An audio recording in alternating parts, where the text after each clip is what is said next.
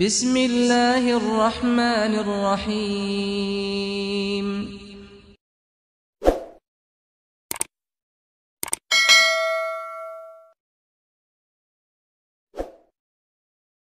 اللہ کی عبادت ہے زندگی ہماری، بندے ہیں ہم اسی کے، وہ مہرباں ہمارا، بندے ہیں ہم اسی کے، وہ مہرباں ہمارا۔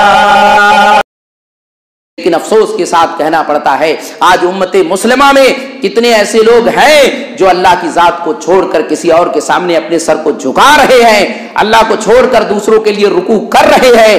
ایسے لوگوں کو سوچنا چاہیے کہ نبی صلی اللہ علیہ وسلم کی ذات اتنی بڑی ذات، آپ امام نبیوں کے امام ہیں، آپ کا رتبہ اتنا بڑا رتبہ، تب بھی نبی نے اپنے لیے اجازت نہیں دی، تو اب نبی کے لیے جب یہ اجازت نہیں ہے تو ان سے بڑھ کر کے کون سی وہ شخصیت ہے، کون سی وہ ذات ہے، کون سی عزت و احترام والی وہ ذات ہے جس کے سامنے سر جھکایا جائے۔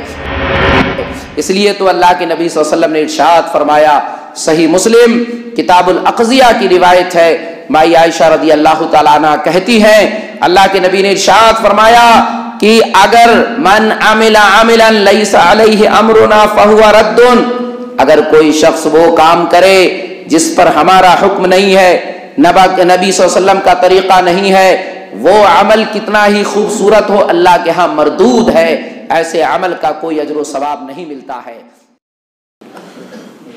ان الحمد لله نحمده ونستعينه ونستغفره ونعوذ بالله من شرور انفسنا ومن سيئات اعمالنا، ومن يهده الله فلا مضل له ومن يضلله فلا هادي له، واشهد ان لا اله الا الله وحده لا شريك له، واشهد ان محمدا عبده ورسوله، اما بعد فان خير الحديث كتاب الله، وخير الهدي هدي محمد صلى الله عليه وسلم، وشر الامور محدثاتها، وكل محدثة بدعة، وكل بدعة ضلالة، وكل ضلالة في النار۔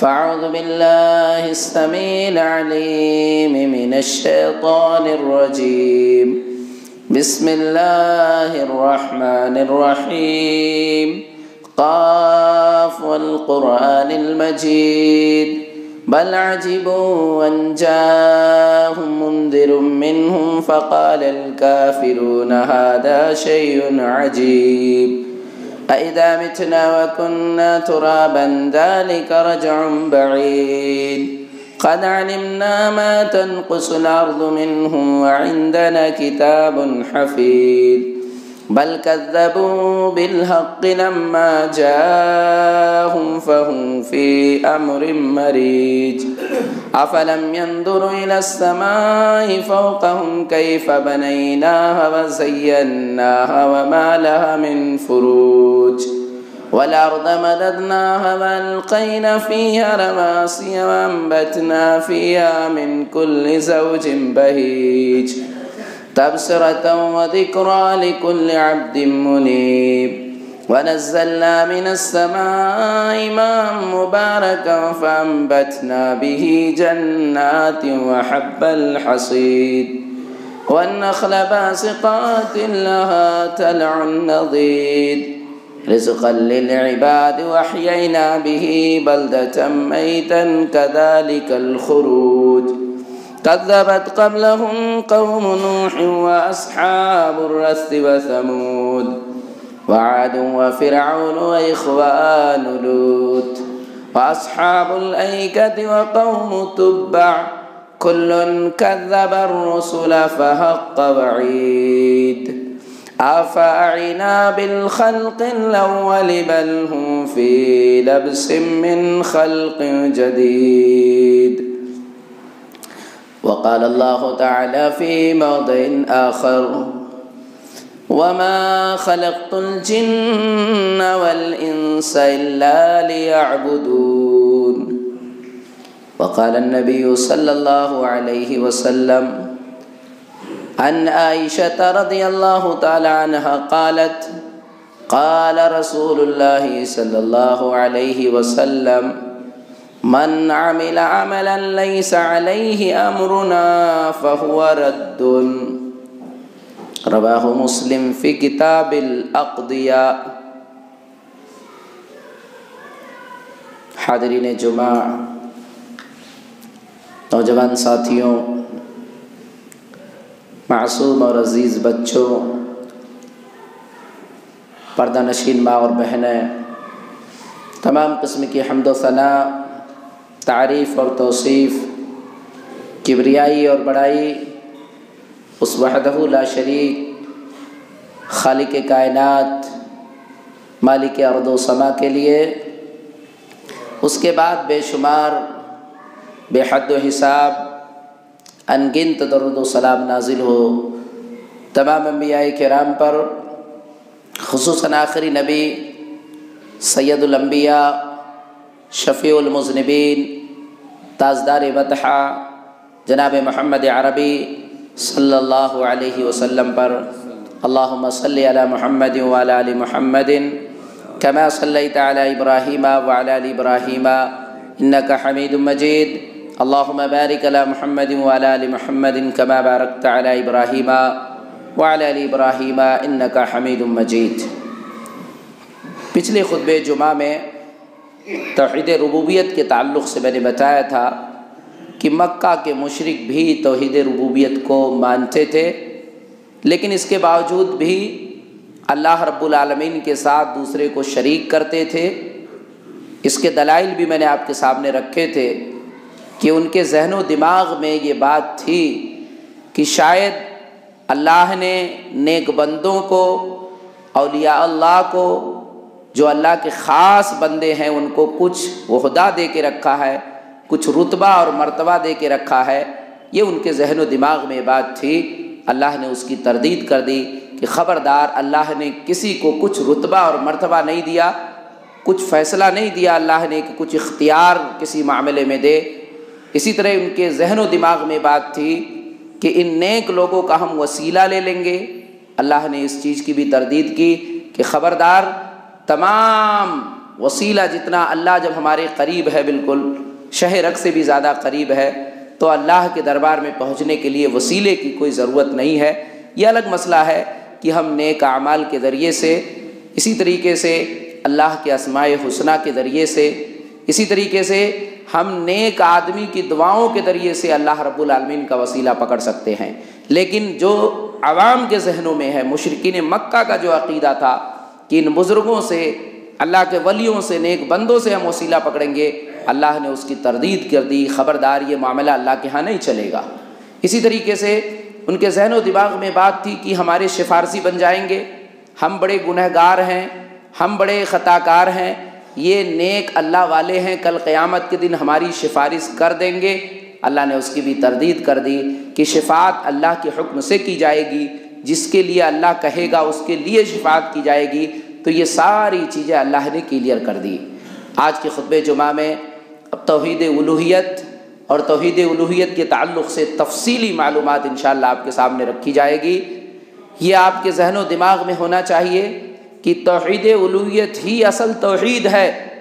جو توحید لا الہ الا اللہ کی شکل میں آپ بارہا سنتے رہتے ہیں، یہ دراصل توحید الوہیت ہی ہے. اور توحید الوہیت، توحید عبادت بھی اس کو کہتے ہیں. جتنے نبی اور پیغمبر آئے، سارے نبیوں اور پیغمبروں نے لوگوں کے توحید الوہیت ہی کی طرف بلایا. ان کی ابتدا اور انتہا ہی یہیں سے ہوتی ہے. جتنے بھی کفر اور شرک کے درمیان تفریق ہوئے، اسی توحید الوہیت کی بنیاد پر ہوئے. اللہ نے سورہ انبیاء آیت نمبر 25 میں ارشاد فرمایا، وَمَا أَرْسَلْنَا مِن قَبْلِكَ مِن رَّسُولٍ إِلَّا نُوحِي إِلَيْهِ أَنَّهُ لَا إِلَٰهَ إِلَّا اللَّهُ أَنَا فَاعْبُدُونِ. اللہ نے کہا جتنے بھی نبی اور پیغمبر کو ہم نے آپ سے پہلے بھیجا، سب نے یہی کہا کہ اللہ کے علاوہ کوئی حقیقی معبود نہیں ہے اور تم لوگ میری عبادت کرو، اللہ کی یعنی انا فاعبدون۔ تو جب اللہ حقیقی معبود ہے تو اللہ رب العالمین ہی کی عبادت ہونی چاہیے۔ سورہ ذاریات آیت نمبر 56 میں اللہ نے کہا وَمَا خَلَقْتُ الْجِنَّ وَالْإِنسَ إِلَّا لِيَعْبُدُونَ، انسانوں اور جناتوں کو میں نے اس لیے پیدا کیا کہ وہ میری عبادت کرے۔ یہ اصل مقصد ہے دنیا میں آنے کا۔ گویا کہ توحید الوہیت بہت اصل ہے، بنیاد ہے۔ اگر کوئی شخص توحید الوہیت کو نہیں سمجھ پاتا ہے تو وہ شرک میں مبتلا ہو جاتا ہے۔ اس لیے توحید الوہیت کی باریکیوں کو سمجھیں۔ توحید الوہیت کی دو بنیادی پوائنٹس ہیں، دو بنیادی نقطے ہیں۔ پہلا نقطہ یہ ہے کہ تمام عبادتیں صرف اللہ کے لیے ہوں گی، چاہے وہ قولی ہو، زبان سے کہہ کر کے ہو، چاہے وہ فعلی ہو، کر کر کے ہو کوئی کام، چاہے مالی ہو۔ جتنی بھی عبادتوں کی قسمیں ہیں وہ ساری کی ساری اللہ کے لیے ہوں گی۔ یہ توحید الوہیت ہے، اللہ کے لیے ہی ہونا چاہیے۔ یہ سورہ زمر آیت نمبر 3 میں اللہ نے کہا الا للہ الدین الخالص، خبردار یہ دین خالص اللہ کے لیے ہو، عبادت صرف اللہ کے لیے ہونے۔ اور دوسرا بنیادی پوائنٹ الوہیت میں یہ ہے کہ وہ طریقہ جناب محمد عربی صلی اللہ علیہ وسلم کا ہونا چاہیے، کیونکہ لا الہ الا اللہ کے بعد محمد الرسول اللہ کا جو اقرار آپ کرتے ہیں، محمد الرسول اللہ کا اقرار ہمیں بتاتا ہے کہ عبادت کس طریقے پہ ہو، جس طرح جناب محمد عربی صلی اللہ علیہ وسلم نے ہمیں سکھایا اور بتایا ہے۔ اس لیے تو اللہ کے نبی صلی اللہ علیہ وسلم نے ارشاد فرمایا، صحیح مسلم کتاب الاقضیہ کی روایت ہے، مائی عائشہ رضی اللہ تعالیٰ عنہ کہتی ہیں اللہ کے نبی نے ارشاد فرمایا کہ اگر من عمل عملا لیس علیہ امرنا فہو رد، اگر کوئی شخص وہ کام کرے جس پر ہمارا حکم نہیں ہے، نبی صلی اللہ علیہ وسلم کا طریقہ نہیں ہے، وہ عمل کتنا ہی خوبصورت ہو اللہ کے ہاں مردود ہے، ایسے عمل کا کوئی اجر و ثواب نہیں ملتا ہے۔ تو یہ دو بنیادی پوائنٹس ہیں الوہیت میں کہ اللہ کے لیے عبادت ہونی چاہیے اور نبی صلی اللہ علیہ وسلم کے طریقے پہ ہونا چاہیے۔ یہ دو پوائنٹس آپ کے ذہن میں ہونا چاہیے۔ اسی طرح توحید الوہیت کے ارکان ہیں، 3 ارکان ہیں۔ یہ الوہیت کی 3 چیزیں اس کے رکن ہیں، ان تینوں رکنوں کو اپنے ذہن میں بیٹھا لیجئے۔ ایک یہ کہ تمام کمال محبت اللہ کے لیے ہونا چاہیے، جو محبت کا ہائی درجہ ہے، سب سے زیادہ محبت اللہ کی ذات سے ہونا چاہیے۔ اللہ نے قرآن کریم میں اس لیے کہا والذین آمنوا اشد حبا للہ، جو ایمان والے ہیں یہ سب سے زیادہ محبت کس سے کرتے ہیں؟ اللہ سے کرتے ہیں۔ تو کمال محبت کی جو بھی قسمیں ہیں، جتنی بھی شکلیں ہیں، تمام محبت میں سب سے اوپر اللہ کی ذات کو رکھنا۔ اسی طریقے سے اللہ کی ذات سے امید، کمال امید ہونا چاہیے، مکمل امید اللہ کی ذات سے رکھیں۔ اللہ رب العالمین نے کہا وَيَرْجُونَ رَحْمَتَهُ، اور اللہ کے نیک بندے وہ ہیں جو اس سے کامل امید رکھتے ہیں۔ اسی طریقے سے تیسری بنیادی چیز یہ ہے کمال خوف۔ ڈر کی جتنی قسمیں ہیں، جس طرح کا ڈر اور خوف انسان کے دل میں ہے، سب سے ہائی کوالٹی کا ڈر اللہ سے ہو، کامل خوف اللہ کی ذات سے ہونا چاہیے۔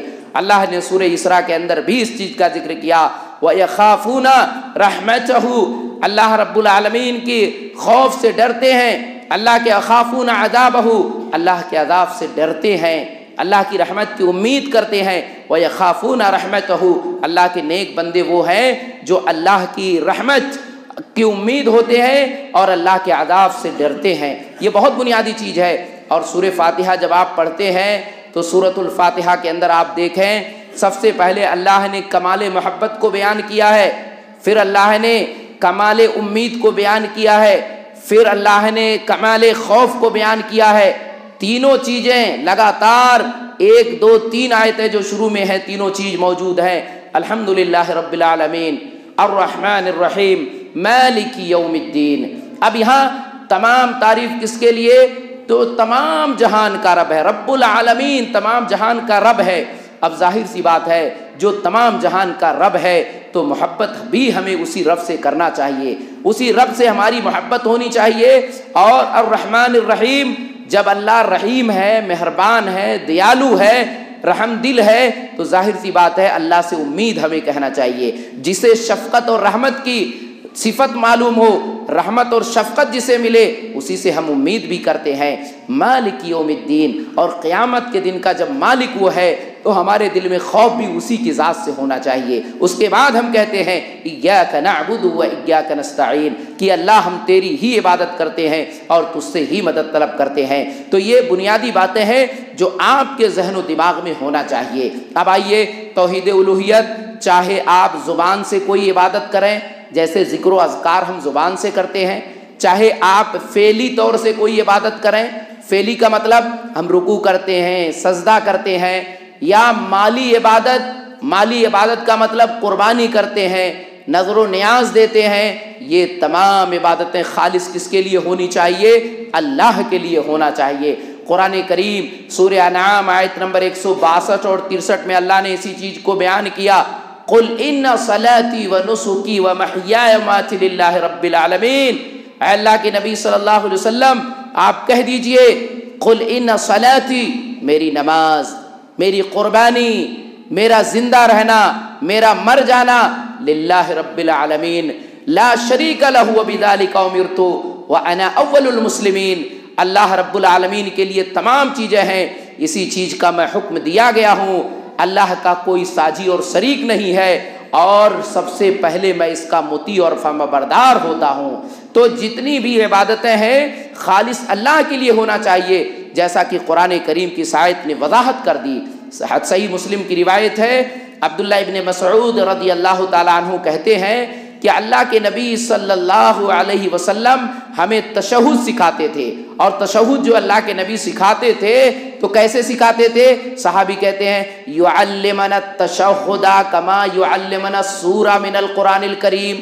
جیسے ہمیں قرآن بیٹھا کے اللہ کے نبی پڑھاتے تھے، سکھاتے تھے، ایسے ہی تشہد جب نماز میں ہم التحیات للہ پڑھتے ہیں، یہ تشہد اللہ کے نبی ہمیں قرآن کی طرح سکھاتے تھے. کیا سکھاتے تھے؟ التحیات للہ والصلوات والطیبات السلام علیک ایھا النبی ورحمۃ اللہ وبرکاتہ، السلام علیک علینا وعلی عباد اللہ الصالحین، اشہد ان لا الہ الا اللہ واشہد ان محمدا عبدہ ورسولہ. اللہ کے نبی صلی اللہ علیہ وسلم کہتے ہیں، اللہ کے نبی صلی اللہ علیہ وسلم ہمیں سکھاتے تھے. عبداللہ ابن مسعود کہتے ہیں کہ تمام قولی عبادت جو ہم زبان سے کہتے ہیں، فعلی عبادت، اسی طریقے سے مالی عبادت کس کے لیے؟ اللہ کے لیے ہے، اللہ کے لیے ہے. پھر نبی پر درود و سلام اور رحمت نازل ہو، السلام علیکہ النبی رحمت اللہ، سلام اور رحمت نبی صلی اللہ علیہ وسلم پہ، اور ہم پر اور اللہ کے نیک بندوں پر بھی سلام ہو. اور میں گواہی دیتا ہوں اللہ کے علاوہ کوئی حقیقی معبود نہیں اور محمد صلی اللہ علیہ وسلم اللہ کے بندے اور اس کے رسول ہیں. یہ اللہ کے نبی صلی اللہ علیہ وسلم سکھاتے تھے. یہاں التحیات للہ والصلوات والطیبات سے استشہاد ہے کہ اللہ کے نبی ہم نماز میں یہ میسج اور پیغام اللہ کو دیتے ہیں. اللہ سے ہم وعدہ کرتے ہیں کہ اللہ اگر میری زبان سے کسی کا ذکر چلے گا عبادت کو لے کے تو تیرا ذکر چلے گا. اے اللہ میں اگر رکوع اور سجدہ کروں گا تیرے لیے کروں گا. اے اللہ میں قربانی اور نذر و نیاز کروں گا تو صرف تیرے لیے کروں گا. یہ ہر نماز کے اندر تشہد میں بیٹھ کے ہم یہ دعا پڑھتے ہیں.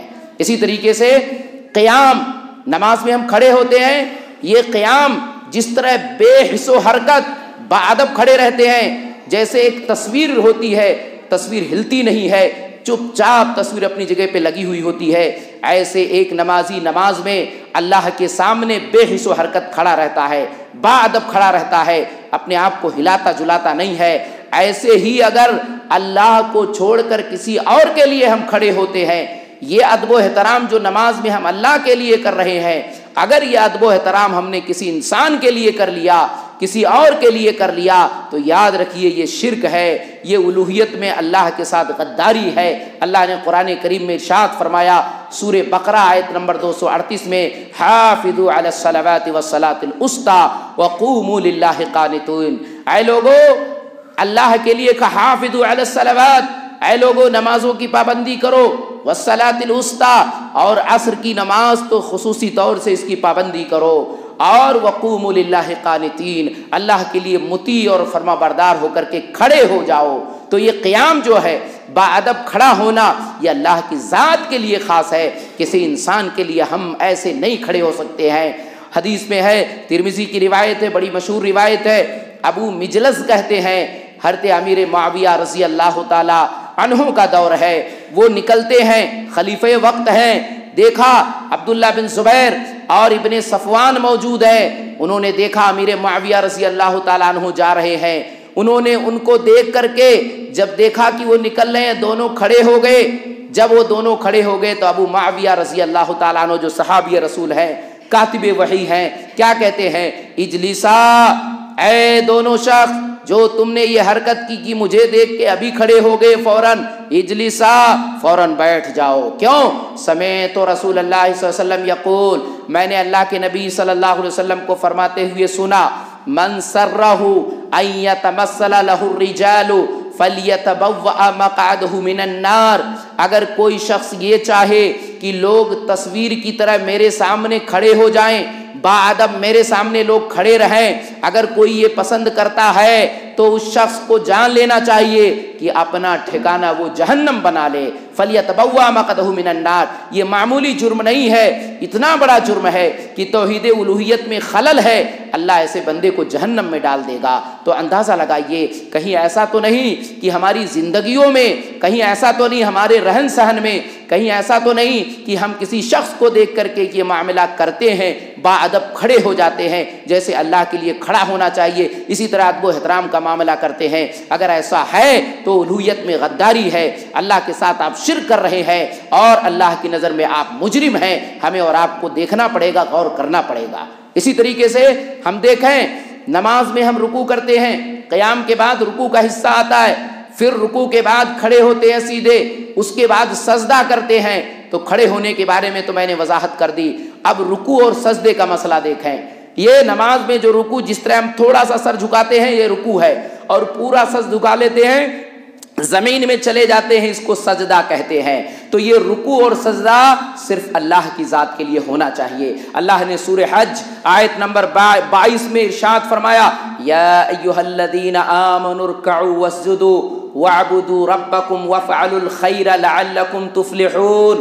اے ایمان والو سنو، یہ رکوع، یہ سجدہ اور اپنے رب کی عبادت کرو، رکوع کرو، سجدہ کرو اور اپنے رب کی عبادت کرو، وافعلوا الخیر، اور نیکی کے کام کرو، لعلکم تفلحون، کیونکہ کامیابی رکوع سجدے میں ہے، اللہ کی عبادت میں ہے اور اچھائی کے کام میں ہے، تمہیں کامیابی مل جائے گی۔ اللہ نے سورہ حج آیت نمبر 22 میں یہ بندوں کو میسج اور پیغام دیا ہے۔ پتہ کیا چلا کہ یہ رکوع اور سجدہ اللہ اپنے لیے کہہ رہا ہے، عبادت اللہ کے لیے ہونا چاہیے، لیکن اگر ہم نے کسی کے سامنے سر خم کر دیا، جیسے رکوع میں جاتے ہیں، یا کسی کے سامنے جھک گئے پوری طریقے سے، گویا کہ اللہ کا جو حق تھا وہ ہم نے مخلوق کو اٹھا کر کے دے دیا۔ آپ حدیث ترمذی اور ابو داؤد کے حوالے سے یہ حدیث دیکھیں، اللہ اکبر، غور کریں، اللہ کے نبی صلی اللہ علیہ وسلم نے یہ معاملہ کتنا سخت رکھا ہے۔ آج امت مسلمہ میں کتنے ایسے لوگ ہیں جو اللہ کو چھوڑ کر دوسرے کے سامنے اپنے سر کو جھکا دیتے ہیں، اپنے سر کو گرا لیتے ہیں۔ ایسے لوگ نبی صلی اللہ علیہ وسلم کی اس حدیث کو بغور سنیں۔ قیس ابن سعد رضی اللہ تعالیٰ عنہ حدیث کے راوی ہے، وہ اپنا خود کا معاملہ بیان کرتے ہیں، کہتے ہیں اطیت الحیارہ، میں ملک یمن گیا، یہ حیارہ ایک شہر ہے ملک یمن کا، میں وہاں پر گیا تو میں نے کیا دیکھا، فرأیتہم یسجدون لمرزبان، کیا میں نے وہاں دیکھا، وہاں کا مرزبان جو تھا، حاکم جو تھا، اس حاکم کا یہ لوگ سجدہ کرتے ہیں۔ میں نے ملک یمن میں دیکھا کہ ان کا جو حاکم ہے، لوگ اپنے حاکم کے سامنے سر جھکا کے یوں کھڑے ہوتے ہیں، یہ معاملہ میں نے دیکھا، یا پوری طریقے سے اس کے سامنے سر جھکا دیتے ہیں۔ جب میں نے یہ دیکھا تو مجھے بہت اچھا لگا۔ قیس بن سعد کہتے ہیں مجھے بہت اچھا لگا، میں نے کیا کہا، رسول اللہ یحق ان یسجد لہ، ارے اللہ کے رسول تو ان سے بڑھ کر کے ہیں، بہتر یہ ہے کہ ہم رسول اللہ کے لیے بھی ایسا ہی معاملہ کریں، ہم رسول اللہ کے سامنے بھی ایسے سر جھکایا کریں۔ اب کہتے ہیں صحابی میں نے یہ معاملہ دیکھ لیا، اب فأتیت النبی صلی اللہ علیہ وسلم، اب میں وہاں سے واپس جب آیا تو اللہ کے نبی صلی اللہ علیہ وسلم کے پاس پہنچ گیا اور کیا کہا، اے اللہ کے نبی میں حیارہ گیا تھا اور میں نے وہاں دیکھا تھا کہ کہ لوگ اپنے حاکم کے سامنے اپنے سر کو جھکا رہے ہیں۔ اے اللہ کے نبی آپ ان سے بہتر ہیں، بہتر یہ ہے کہ آپ کے سامنے ہم سر جھکائیں اپنا۔ اللہ کے نبی صلی اللہ علیہ وسلم نے کیا کہا؟ لو مررت بقبری اکنت تسجد لہ، اے میرے صحابی بتاؤ اگر میری قبر کے پاس سے تمہارا گزر ہو تو کیا میرے قبر پہ اپنے سر کو جھکاؤ گے؟ اللہ کے نبی مثال دے رہے ہیں کہ میری قبر ہو اور تم گزر رہے ہو تو کیا میری قبر کو دیکھ کر تم اپنے سر کو جھکا لو گے؟ صحابی نے کہا لا، اللہ کے نبی ایسا نہیں ہو سکتا ہے، اللہ کے علاوہ ہم کس کے لیے اپنا سر جھکا سکتے ہیں؟ نہیں، آپ نے کہا فلا تفعلوا، جب قبر پر یہ معاملہ نہیں ہے تو میں زندہ ہوں تب بھی یہ معاملہ نہیں ہے۔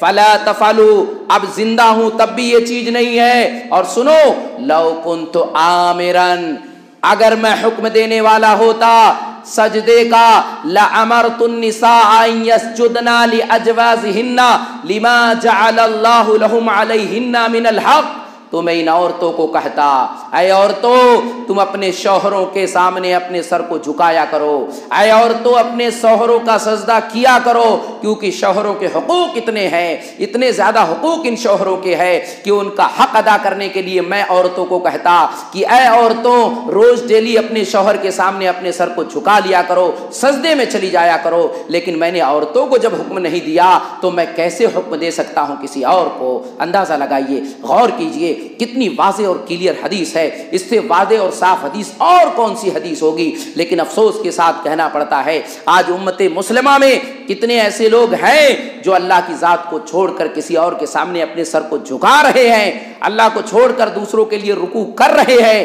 ایسے لوگوں کو سوچنا چاہیے کہ نبی صلی اللہ علیہ وسلم کی ذات اتنی بڑی ذات، آپ امام نبیوں کے امام ہیں، آپ کا رتبہ اتنا بڑا رتبہ، تب بھی نبی نے اپنے لیے اجازت نہیں دی، تو اب نبی کے لیے جب یہ اجازت نہیں ہے تو ان سے بڑھ کر کے کون سی وہ شخصیت ہے، کون سی وہ ذات ہے، کون سی عزت و احترام والی وہ ذات ہے جس کے سامنے سر جھکایا جائے؟ اس لیے اللہ کا خوف اپنے دل میں ڈر پیدا کیجئے، اللہ کو چھوڑ کر کبھی بھی اپنے اس سر کو نہ جھکائیں۔ اس گردن کو کٹانا تو منظور کر لیں، اس گردن کو بوٹی بوٹی کروانا تو منظور کر لیں، لیکن اللہ کو چھوڑ کر کسی کے سامنے نہ جھکائیں۔ یہ مسلمانوں کا میسج اور پیغام ہونا چاہیے، یہ توحید والے کی ایک سوچ، ایک فکر ہونی چاہیے۔ اسی طریقے سے یہ ہمارے دل و دماغ میں ہونا چاہیے کہ یہ رکوع اور سجدہ جس طرح اللہ کے لیے ہے، اسی طرح طواف ہے، اعتکاف ہے۔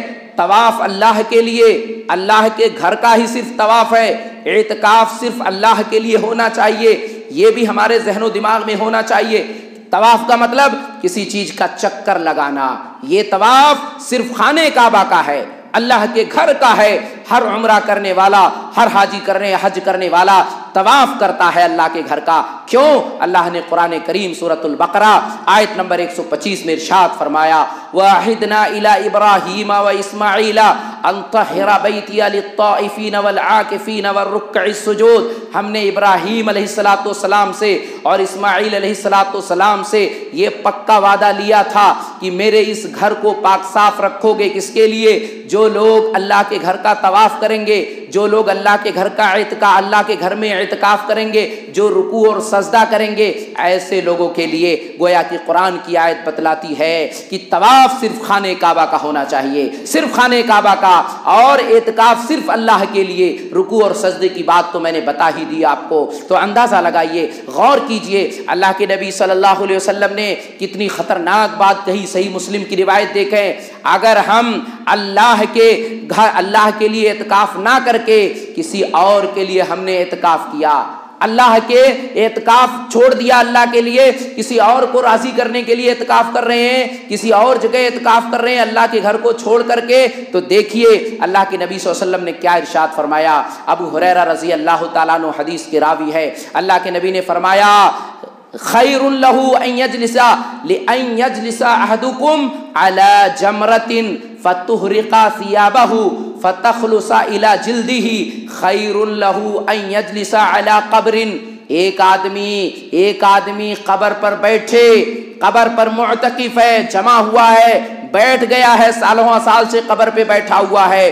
کہا اللہ کے نبی نے ایک آدمی اگر قبر پر بیٹھتا ہے بہتر ہے اس کے لیے اس سے کہ آدمی آگ کے انگارے پہ بیٹھ جائے، وہ آگ کا انگارہ اس کے کپڑے کو جلا دے، اس کے چمڑے کو جلا دے، یہ کرنا تو گوارا کر لے، منظور کر لے، لیکن کبھی بھی قبر پہ بیٹھنا گوارا نہ کرے۔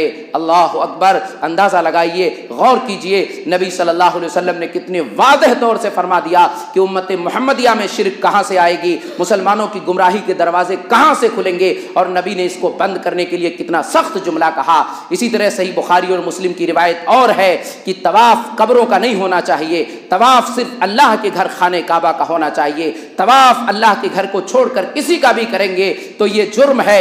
دیکھیے اللہ کے نبی صلی اللہ علیہ وسلم نے ارشاد فرمایا، ابو ہریرہ رضی اللہ تعالیٰ عنہ حدیث کے راوی ہیں، اللہ کے نبی فرماتے ہیں لا تقوم الساعۃ حتی تضطرب الیات نساء دوس حول ذی الخلصہ، خبردار قیامت نہیں واقع ہوگی، قیامت نہیں آئے گی یہاں تک کہ قبیلے دوس کی جو عورتیں ہیں ان کے پٹھے، ان کے کولے، ان کے جسم کا یہ حصہ جو تھرکنے والا ہے، یہ حصہ قبیلے ذل خلصہ جو بت تھا زمانے جاہلیت میں، اس کے سامنے جب تک گھومے گا نہیں، طواف نہیں کرے گا۔ یعنی اللہ کے نبی نے پیشین گوئی کی کہ عرب کے اندر بھی شرک کا معاملہ چلے گا، اور قبیلے دوس جو قبیلہ اس زمانے میں تھا جس بت کو پوجا کرتا تھا، اس قبیلے کی عورتیں بھی آخری زمانے میں اس بت کا چکر لگائیں گی، طواف کریں گی، یہ عرب میں ہوگا۔ اس وقت سمجھ لیجئے گا قیامت قریب ہے اور قیامت واقع ہونے والی ہے۔ اندازہ لگائیے، غور کیجئے، اللہ کے نبی صلی اللہ علیہ وسلم نے کتنی وضاحت کر دی ہے،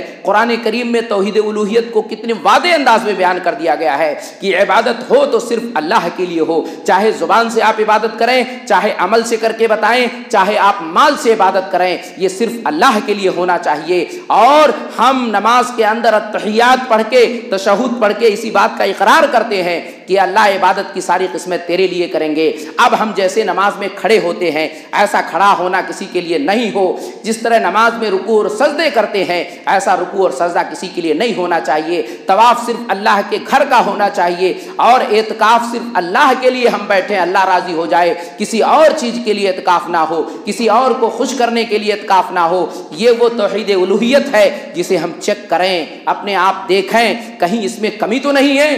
اور بھی چیزیں ہیں، انشاءاللہ آنے والے خطبے جمعہ میں مزید باتیں آپ کو بتائی جائیں گی۔ میں اپنی بات کو یہیں سمیٹتا ہوں۔ اللہ رب العالمین سے دعا گو ہوں جو بھی باتیں میں نے کتاب و سنت کی روشنی میں کہی ہے، اللہ کہنے سننے سے زیادہ ہمیں ان باتوں پر عمل کرنے کی توفیق عطا فرما۔ اللہ توحید الوہیت کو صحیح طریقے سے سمجھنے اور عملی زندگی میں نافذ کرنے کی توفیق عطا فرما۔ اللہ ہمیں ہر طرح کے شرک اور بدعت سے بچا لے۔ اللہ جب تک ہم دنیا میں قائم اور دائم رہیں، اللہ ہمیں کتاب و سنت کے مطابق چلنے کی توفیق عطا فرما۔ اللہ ہمارا آخری وقت ہو، ہماری زبان سے کلمہ لا الہ الا اللہ جاری اور ساری ہو۔ اے اللہ قبر کی منزل بہت کٹھن، بہت مشکل ہے، اللہ قبر کے عذاب سے بچا لے، اللہ قبر کے فتنے سے بچا لے۔ اللہ ہمارے وہ آبا اجداد جو دنیا چھوڑ کے برزخ کی زندگی میں چلے گئے ہیں، اللہ ان کے قبر کو نور سے منور کر دے، اللہ ان کی لغزشوں کو، خطاؤں کو معاف فرما دے۔ اللہ جتنے بھی مسلمان بیمار چل رہے ہیں اللہ انہیں شفائے کامل اور عاجل عطا فرما۔ اللہ جتنے بھی لوگ قرض میں ڈوبے ہوئے ہیں اللہ ان کے لیے کوئی بہترین سبیل نکال۔ اللہ ہماری وہ مائیں بہنیں جو نیک اولاد کے لیے ترس رہی ہیں اللہ انہیں نیک صالح اولاد عطا فرما۔ اللہ ہر طرح کی پریشانی، مصیبت، آفت سے ہمیں بچا۔ اللہ ہمارے اس ملک میں اور پوری دنیا میں امن و شانتی پھیلا۔ اللہ امن اور شانتی بنا دے۔ اللہ ہمیں سکون کے ساتھ عبادت کرنے، سکون کے ساتھ دین کے کام کرنے کی توفیق عطا فرما۔ اے اللہ جب آخری وقت ہو ہماری زبان سے کلمہ لا الہ الا اللہ جاری اور ساری ہو۔ اے اللہ میدان محشر کی سختیوں سے ہمیں بچا لے۔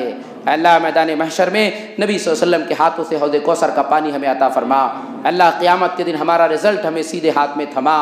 اللہ ہم تمام لوگوں کو جنت الفردوس میں جگہ عطا فرما۔ اللہ ہمیں جہنم کے عذاب سے بچا۔ وآخر دعوانا ان الحمدللہ رب العالمین۔